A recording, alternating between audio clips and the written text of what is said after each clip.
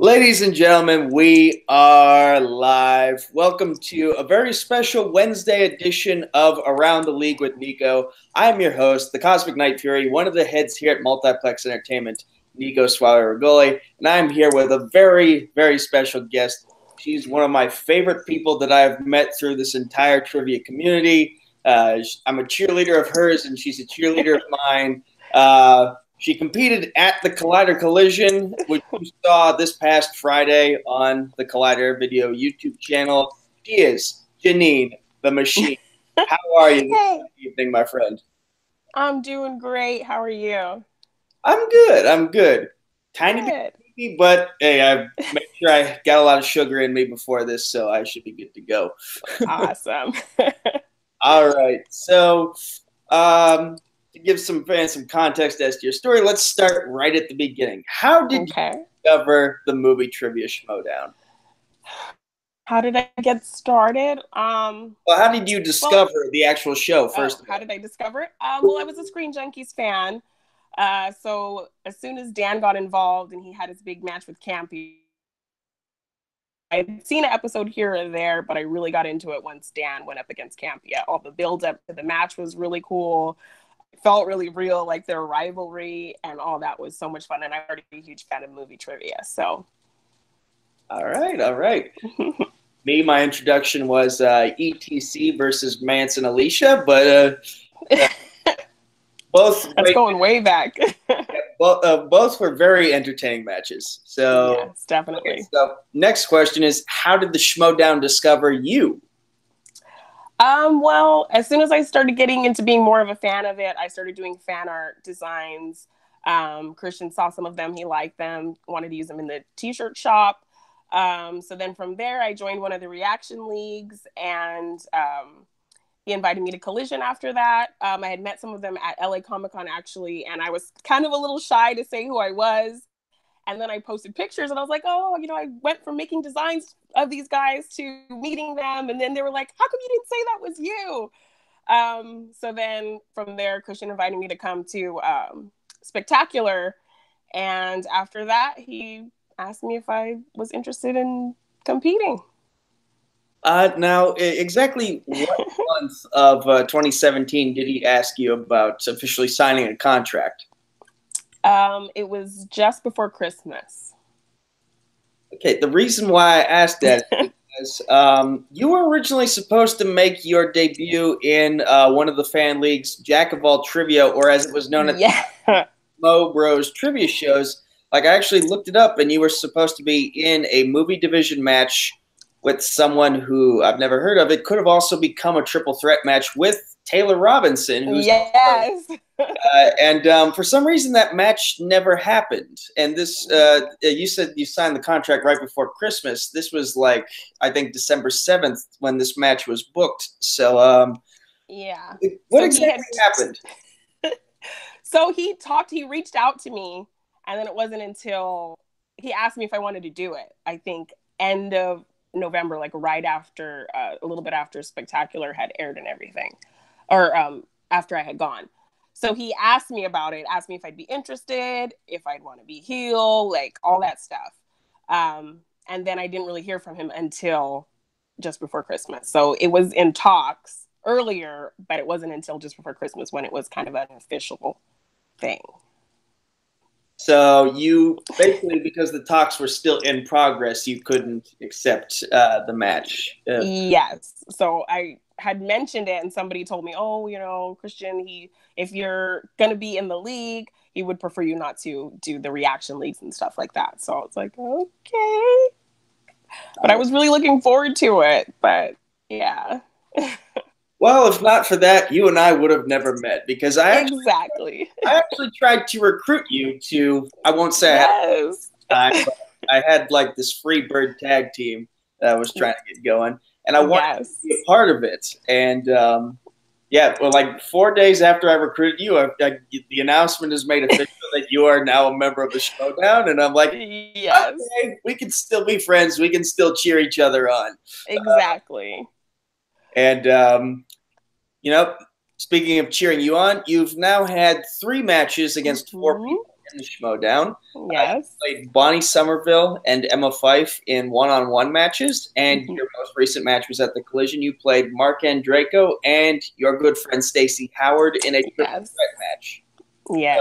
So, our first question to you regarding that is, what's it like playing those people, and do each of them bring something different to the competition that the others don't? So I had watched Bonnie's match back in the day, so I wasn't too worried about it. She seemed like she wouldn't be sure how to play the new version of the game, and she seemed like she didn't know how to use, what was available to her, the repeats and stuff like that. So I felt like I knew the game better than she did, so I wasn't too worried about her. With Emma, I had no idea what to expect. I knew she was really good in Inner Geekdom, but I don't think I had seen her really do any singles, so I wasn't sure what her broad knowledge was. So that was kind of enigma going into that match. And then this triple threat was just, I didn't even know what to expect. You mentioned Emma. Yeah. For this, I believe her only match in regular competition was the Manager Bowl at the last Spectacular, which was against Dagnino, Ricky Hayberg, and your manager, Jay Washington. Yeah. So I knew she knew her Inner Geekdom stuff, but I wasn't sure how broad her knowledge was outside of that. Okay, so you've mentioned what you feel like Emma brought to the table, what Bonnie brought to the table. What about Mark and your girl, Stacey? Well, Stacey had been killing it all this season so far. I felt like maybe her and me were kind of on a similar skill set when it came to what we knew. And Draco, he knows a little bit of everything, but I wasn't too intimidated. I mean, he's pretty much broken even. He was 3-2 at the time, and he had never beaten anyone ranked. So I felt like I definitely had a chance. I wasn't too intimidated. Like, I know he cleared the table. He's a great competitor, but he's pretty much broken even. So it could have gone either way. Okay. Out of the three matches that you've had so far, which would you say is the hardest? Was the hardest? Probably the triple threat. It was just a new format that I wasn't used to. I felt like there was just a lot of pressure even going into that match. So I think that's what happened in my third round. I kind of let that get to me. And two people I'm going up against instead of one, and one of them is my squad mate. So that had its own, issues if I were to win or she were to win or what was going on with our faction. So that match just had the most pressure, and I'm going up against two established competitors in the league. So that one had definitely had the most issues going on behind it. So, tell us a little bit more about the triple threat, specifically in the fact that it was part of the Collider Collision. They already talk about the bright lights being there from the fan leagues versus the real thing, and now you're at the real thing, but you're also at a magnified version of the real thing. Yeah. So it was just crazy. The energy was crazy that day. There was a lot of people there, a lot going on, a lot to think about. I had thought I was just going to go up against Andraco, and then this Stacey thing gets thrown in there. So I feel like I have to prove myself even more. So it was definitely stressful. But I was trying to feed off the energy. So, once I got up there and I was getting into it, I was having fun. I was focused, and then you saw what happened. Yeah, and I actually have a question from a fan regarding that's kind of, I think you and I are on the same wavelength right now. Yeah. Paulo Yama, one half of the Worldwide Movie Trivia team champions over at Worldwide Movie Games Network. He asks you, what is the Schmoedown question that has made you most excited when it was asked? Oh, that's a little different than what I was thinking.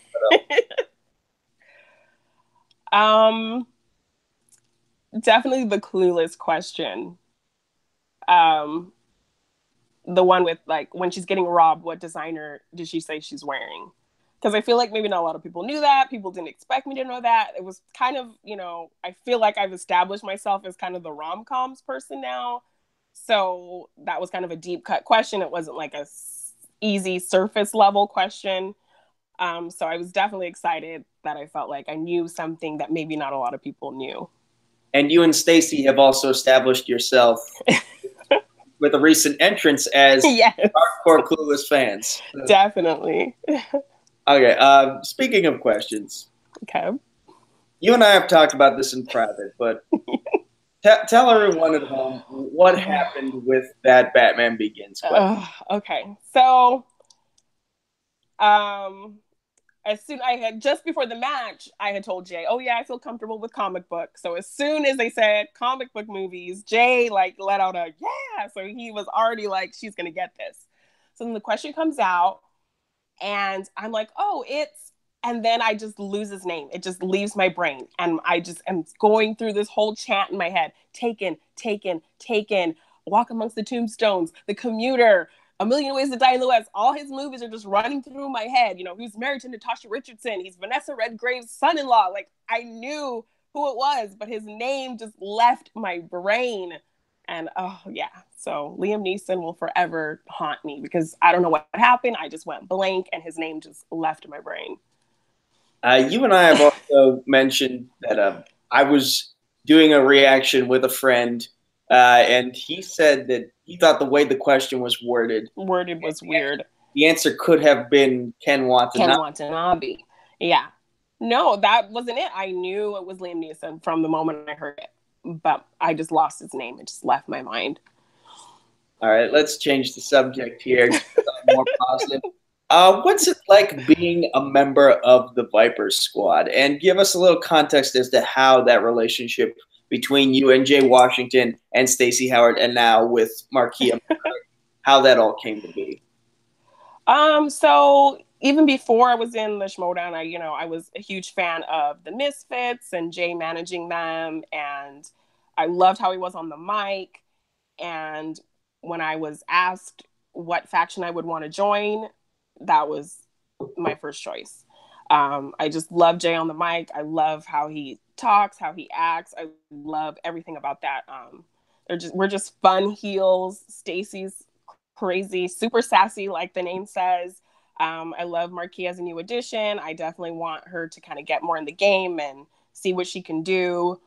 I feel like she kind of just was thrown into that match with Rachel without really knowing who Rachel was, and it was new to her. So I'm hoping she'll, get another chance to prove herself. But the rapport with us is great. We get along great. We know what we want to do. We know what we're trying to do. And it's just a lot of fun. So it's after you and Stacey's match with Andrejko, and Jay and Markia are doing their black magic shtick on the Yeah. And I'm watching all of your faces, and I'm trying to see who is trying the hardest not to laugh. Yeah. Because I was actually gonna like go into what I was thinking, what I was feeling, and then the voodoo magic came up. So I was like, this is ridiculous. I love it. That's what we're known for. So let's just go with this. This is awesome. By the way, if she's watching, props to Stacey Howard. She was keeping it composed the entire time. Oh yeah, she's a pro. She's a pro, big time. I think she broke into like the very last word, and even then, it was very hard to tell that she was just stone faced through 99.9% of the whole thing. And when Jay gets going, it's hard not to like crack a smile or laugh because he's just crazy. I love it. His energy is great. So you mentioned your rapport is really good. So I want to know, how do you feel being a member of the Viper Squad has made you a better competitor? And how do you feel you being a member of the Viper Squad has made the Viper Squad better competitors? Well, I feel like they've made me better. I mean, coming into this, I wasn't sure what to expect. I wasn't sure about the lights and all of that, but Jay and Stacey made me feel really comfortable. You know, they were always just, if they saw me getting like too antsy, they would come and just tell me it's okay. You know this game, just remind me, you know your stuff, just focus. They keep me calm. They keep me, show me how to navigate things because, they know their way around this game. And what I bring to them is I feel like our faction is the only one recruiting new people, really. We're trying to do something new. We're trying to make our own little new unit. And I think it's worked pretty well for us so far. So Jay Washington, we know he's good on the mic.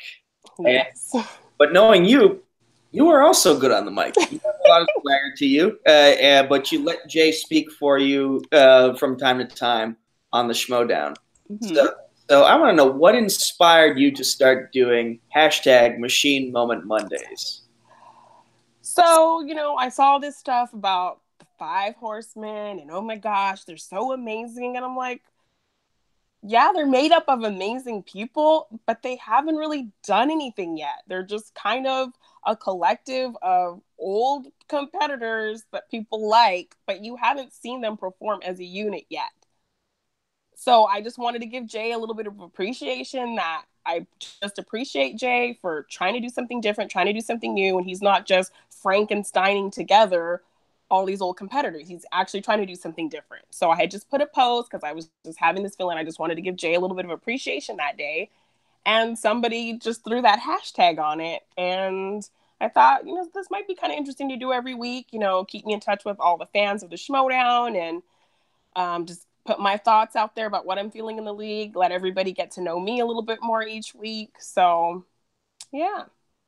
Can you give me a little preview as to what the next Machine Moment Monday is going to be about? I haven't quite decided yet. So if certain things come about, I don't know when I'm going to find out what's going on with this Anarchy business.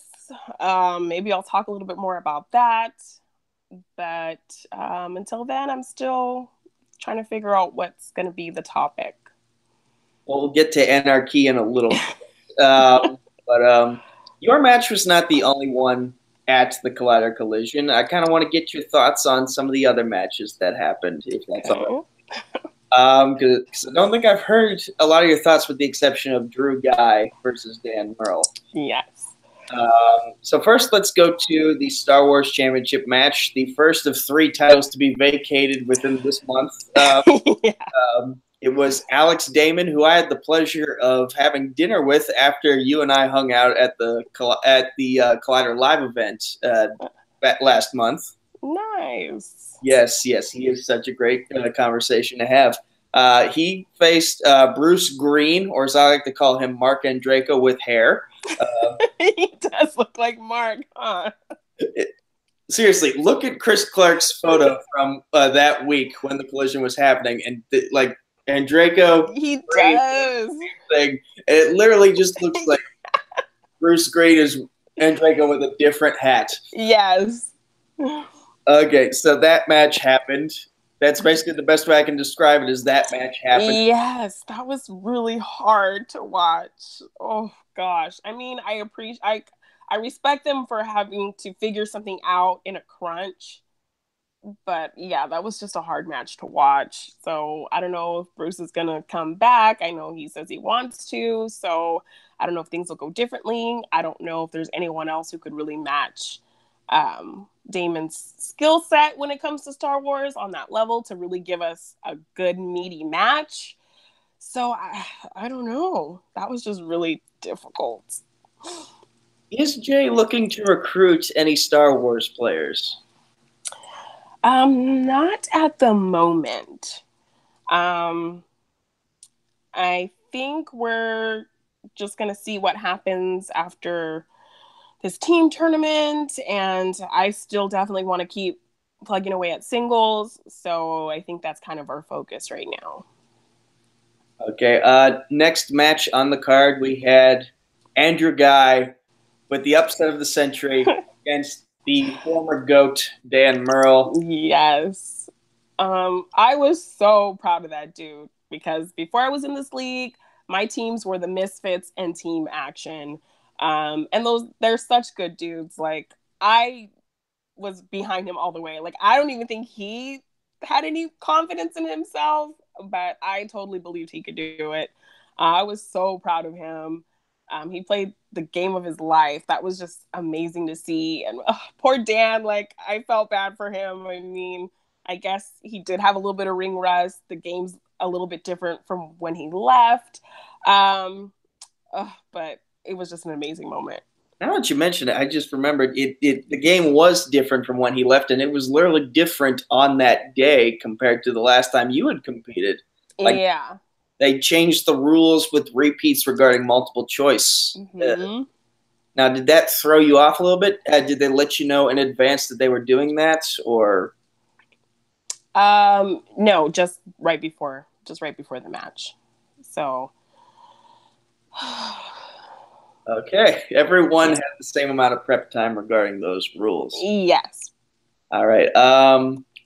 Third match on the card actually, this is the fourth match on the card, but it was Rachel Cushing taking on Eric Zipper in the Inner Geekdom tournament with KO Ruption, all that jazz they got going on. Boo.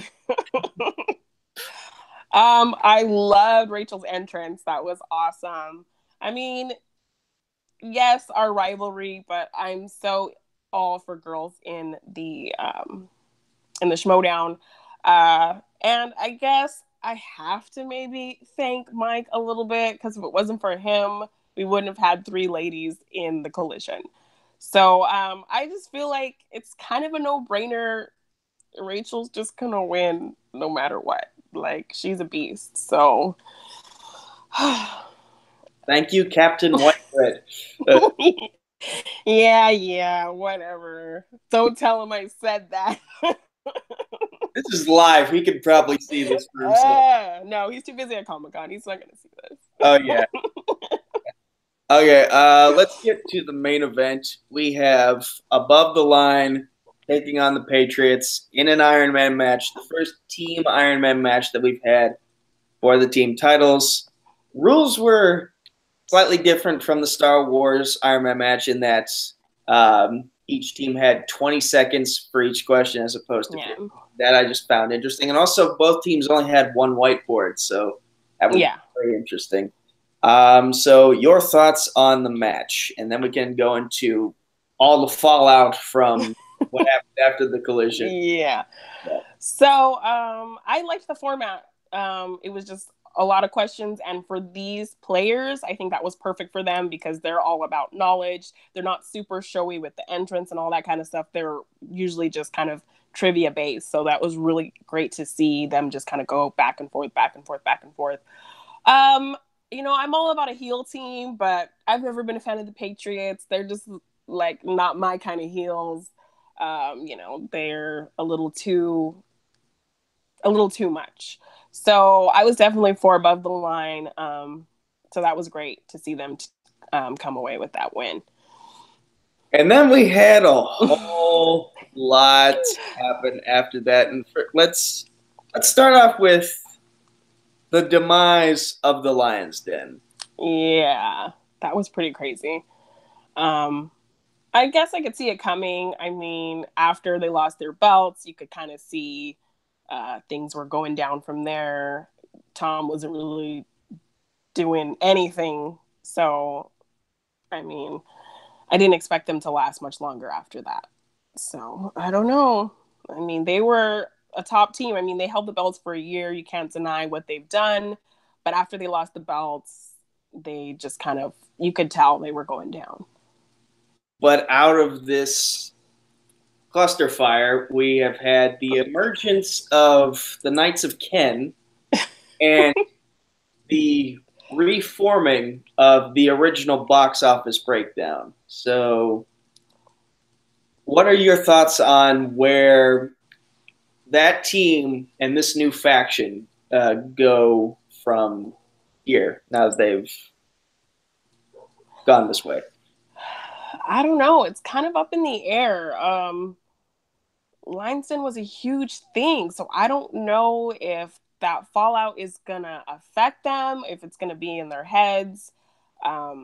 It's just a big mishmash, and plus this whole team tournament is gonna mix things up anyway, so it's probably gonna be a while before they even get a chance to figure all that out because corruption is just screwing with everything. And speaking of corruption, Yes.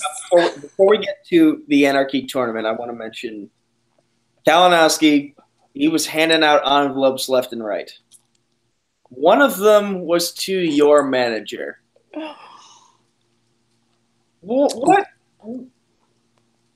I'm afraid to ask anything because I don't want to anger you, but what do you think could be in that envelope? What do you think Captain Whitebread has on your manager? I honestly don't know. Kind of worried about that. He did not look happy. He will not tell me what it said. He just, don't worry about it. And then he'll go cry in the corner. Like, I don't know. I'm kind of freaking out. So I guess I'm just waiting to see like everyone else. Now knowing, or at least kind of knowing, what was in Ken's envelope, and possibly what was in Donica's envelope, do you think it might say the same thing in Jay's? That's highly possible. I don't want to create this dissent because I like you guys, but I wouldn't be doing my job as a journalist if I didn't ask this question. Yes, it's definitely highly possible. I just don't want to. I don't want to think about that. Okay. Let's get to Anarchy. Let's get to Anarchy. So, okay. Setting the scene. We have Thad in that lame ass Hawaiian shirt that he always wears. Casual Friday commish. Yeah, casual Friday commish. And he announces that the theme of the tournament is Anarchy. 32 people being drawn at random, being paired at random. Yes. Whoever wins takes on what was supposed to be above the line at the Schmoedown Spectacular.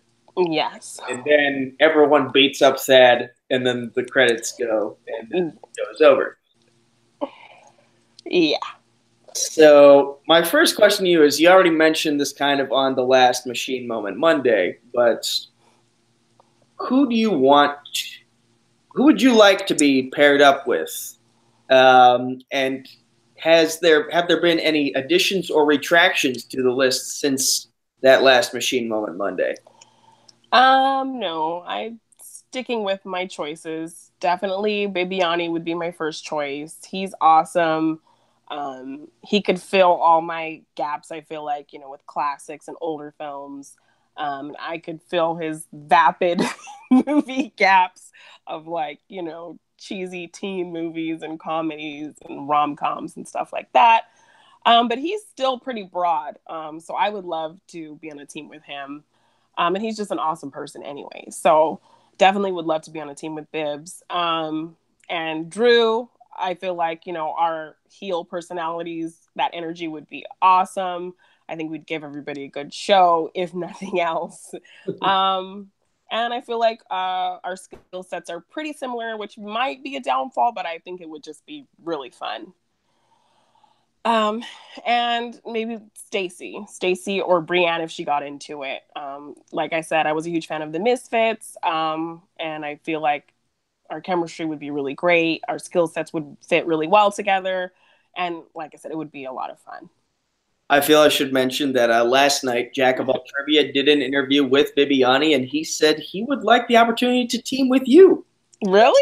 The feeling is mutual between the two of you, and I feel like, and he feels like the entrances would be on point. The trivia knowledge would definitely be on point. So I feel like let's hope that fate brings you two together via that random draw. That would be awesome. I even have like an entrance in my head planned if I were to get Bibiani.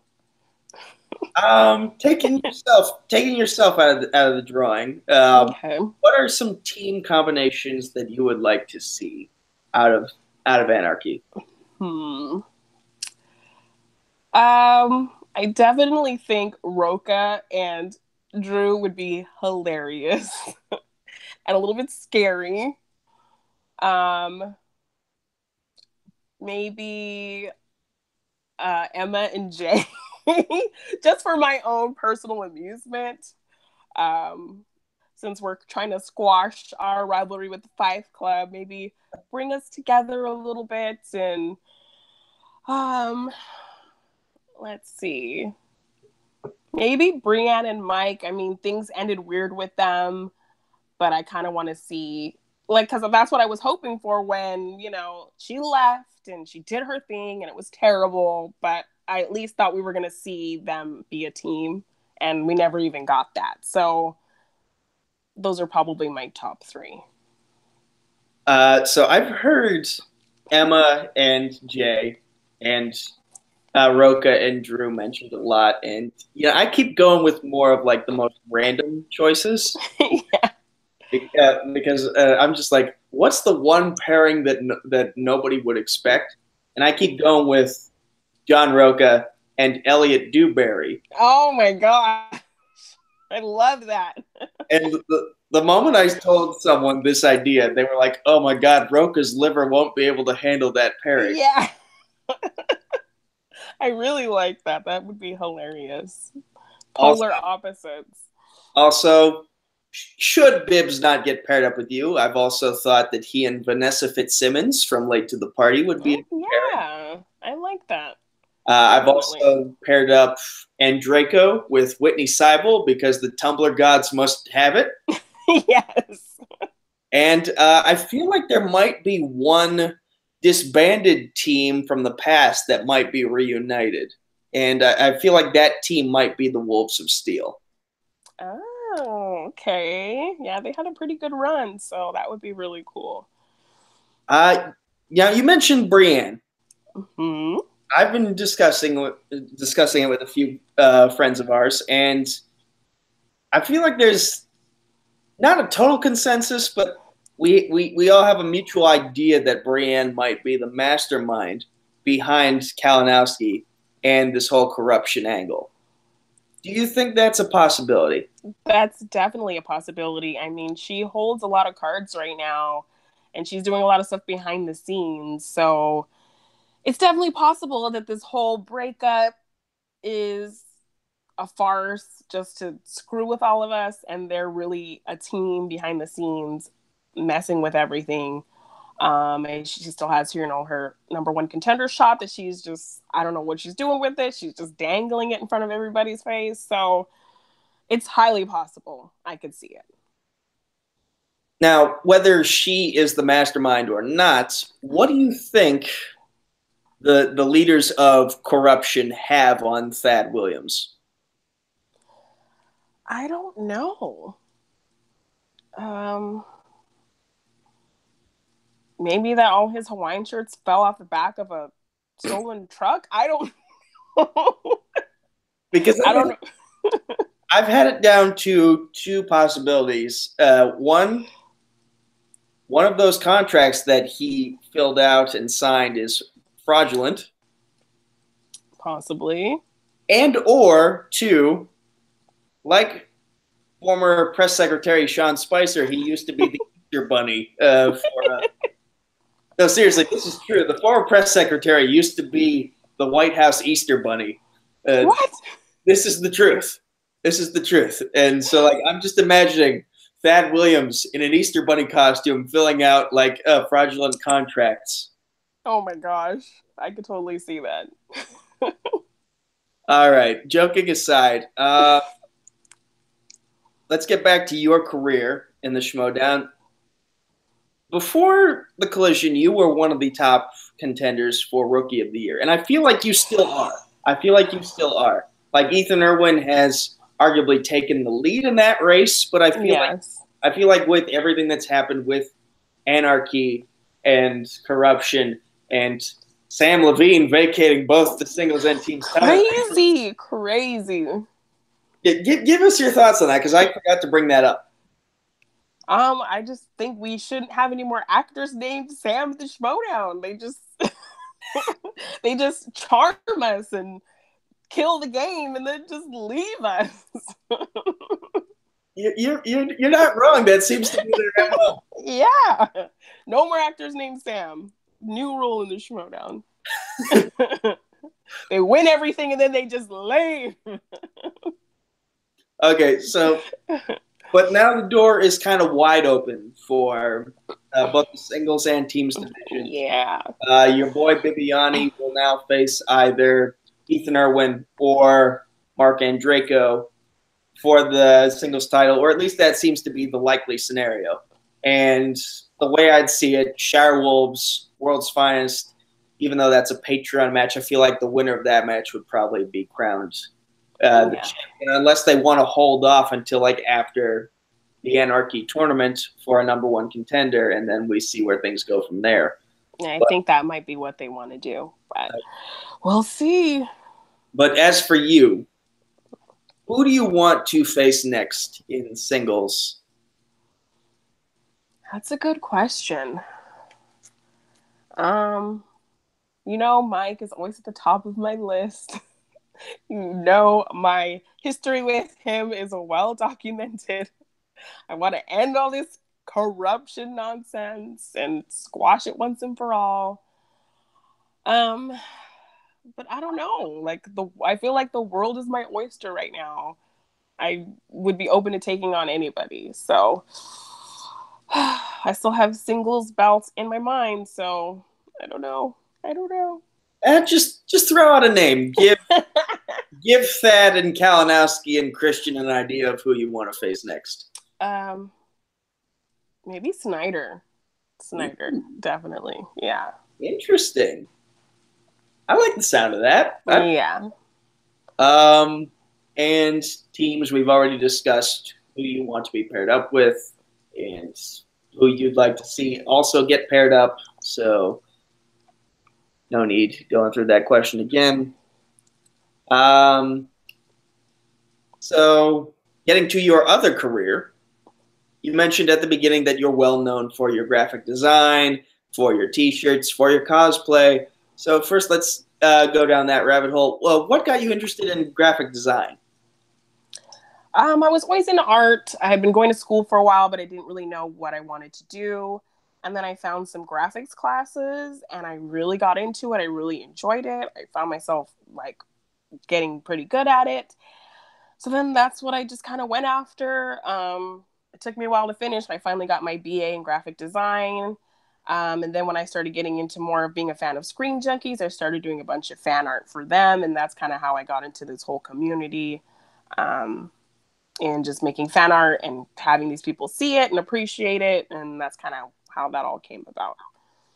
And what got you into cosplay? Well, I started doing these elaborate Halloween parties every year, and I just made sure I wanted to have all the details right on all my costumes, and that's kind of what it spawned from, just loving Halloween and wanting to have the best costume. That kind of just turned into cosplay. Any costumes that we haven't seen? And this isn't an entrance question because I actually have an entrance question saved, but I'm asking from the past, from these Halloween parties that you threw, are there any costumes that we haven't seen photos of that you're really proud of? No, I think I've done pretty much a version of everything that you've seen before. But I definitely have some big ideas I'm going for the Schmoedown later down the line. So I'm really excited. So what inspires you to cosplay as certain characters for certain videos or matches?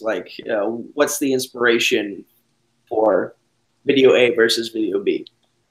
Well, it's kind of a long drive to LA for me. So usually on the drive, either there or back, I'll hear a song and then I just instantly get an idea. So I've heard a few songs that kind of inspired a lot of things. I had just seen Black Panther the day before my first match. So, and I had wanted to wear something that I designed. So that inspired my first match, wearing my Black Panther shirt. And then my second match, I was still on that high. I had just seen Infinity War, so I was definitely got to go with Shuri. And I love that song, All the Stars. So yeah. And then I just heard another song on the way home called Wicked Little Girls, and I was like, that is so Harley. And I have everything, and Harley's something I can do super fun. I have my giant hammer. And yeah, so it's usually a song that I hear that'll trigger what I want to do next. So let's say you get that matchup with Snyder. Okay. what are you thinking for that match? Like, what would your entrance outfit be? Well, I don't know if I want to give that away. Okay, fair enough. Fair enough. Fair enough. But I definitely at some point want to do something machine based, like some kind of mechanical look.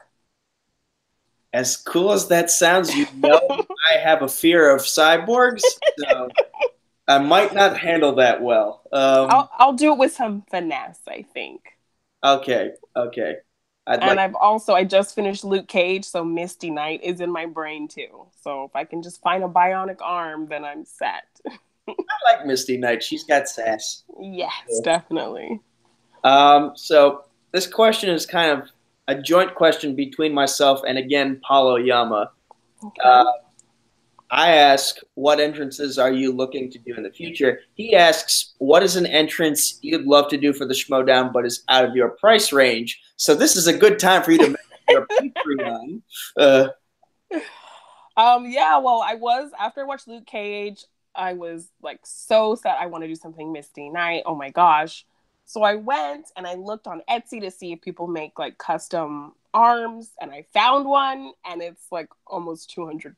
So I'm like, maybe if I get some more patrons that'll happen, but until then, I don't know. But I definitely want to do Misty Knight, so hopefully I can figure out a way to get that arm. I don't know. Seriously, donate to her Patreon. Help her get that arm. Help her be like Rocket Raccoon and get that arm. Yes. Let's get through a few more fan questions and then we shall close this out. Okay. Again, Paul Yama, he's really going at these questions. He asks, if you had to pick 3 movies that best define who you are as a movie fan, what would they be? Probably Scott Pilgrim versus the World.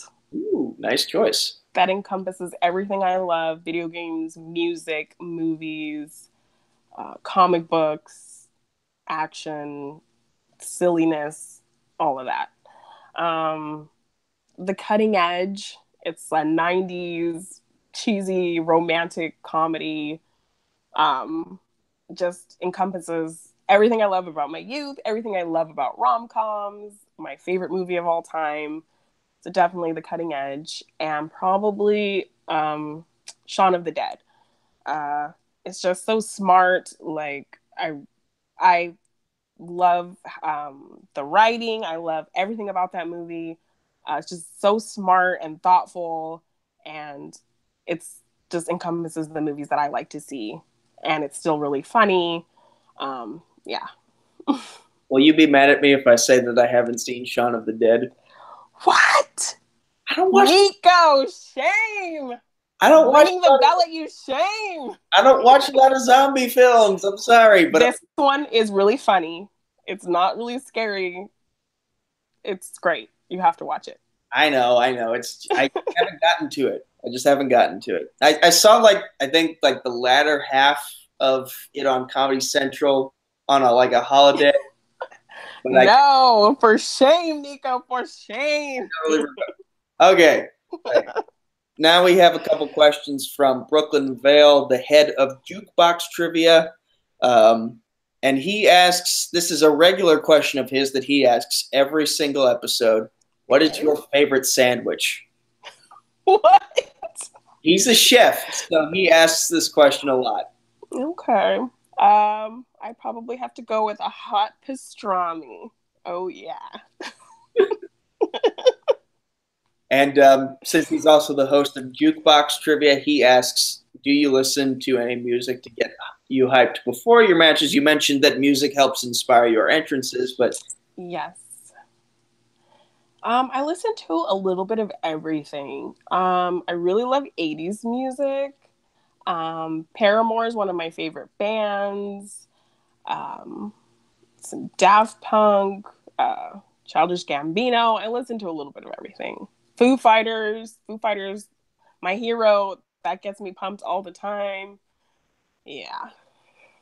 Okay, and that's That's all for the fan questions, so I'll finish off with this. You could take one division from Multiplex Entertainment, because that's what I work for, so I got to plug that. You could take one division from there that the Schmoedown does not have and insert it into the Schmoedown. Which would it be? Would you turn the Inner Geekdom division into what we have as the Fandom Fight division? Would you insert a TV Throwdown division? Or would you put in Sports Battlefield? Probably TV. TV is definitely a lot of information. So if you're good at that, that's really impressive, because there's episodes and specific things and so many details and shows people love. I think TV would be really interesting to throw into the Schmoedown. What is your favorite? Oh my gosh, I have a lot. Of all time, or just Give me the top 10 if you feel like not picking. Well, I'm a cheesy girl, so Dawson's Creek is one of my favorite shows. I really love Jessica Jones. I love Atlanta. I think that's probably my favorite show right now. Batman the Animated Series, X-Men the Animated Series. I think those are like the top tier for me. You mentioned Jessica Jones. I am a big fan of season 1. I feel like that's the best Marvel Netflix has put out. Yeah. Season 2, I'm not really sure how I feel about that. So you're on the same boat as me about that. Yeah, I wanted to love it. I was so excited she was back, but it wasn't as good as season 1. It just feels like everyone is so miserable for no reason. Yes. Well, they'll get it right for season 3. Hope so. It's a show, so that they want to get it right. Definitely. You also mentioned Luke Cage. How did you feel about the ending to season 2? Oh, that's scary. Like, Luke, I don't know where he's going to go from here. Is he going to be tainted? Is he going to do what he says he's going to do? He seems like it could go either way. Because I had a talk with our good buddy Zadius after he had just finished season 2, and I had season 2, and the first thing he sent me was the GIF from The Dark Knight with Harvey Dent saying, "You either die a hero or live long enough to see yourself become the villain." Yes. Happy 10-year anniversary to that movie, by the way. Yes.